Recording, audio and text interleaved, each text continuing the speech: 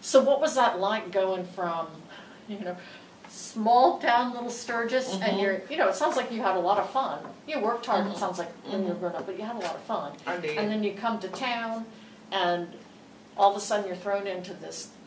It was very different. It was very different. It was very, very different.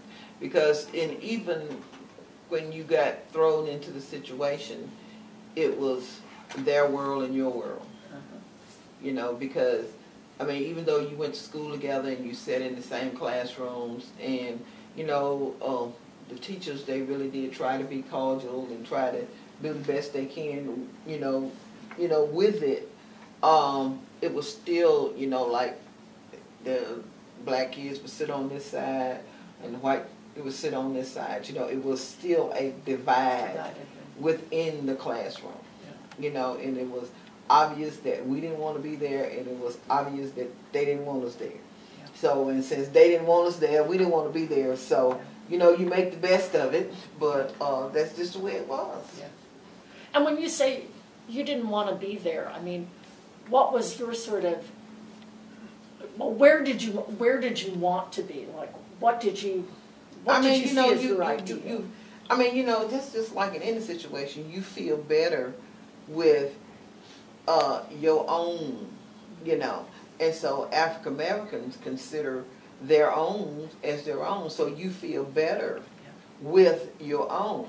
I mean, you know, and so it was like, this is the first year, so, you know, we got, everybody was walking on eggshells because we know that we were being watched.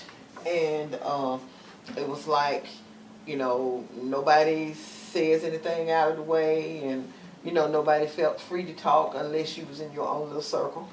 And if you were outside of your circle, then, you know, it was very cordial. You know, hey, how are you today? You know, what was the assignment? Did you get the assignment? You know, and other than that, you know, that was it. Now I did, later on, say maybe about the second semester, I formed some friendships. One of the ladies that I became a real good friend with was Pittman, that girl name. She taught out here in McCoo. I can't think of her first name right now, but anyway, she moved away.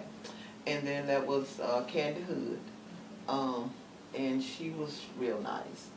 And you know, those were people that I still keep in contact with, even up until today.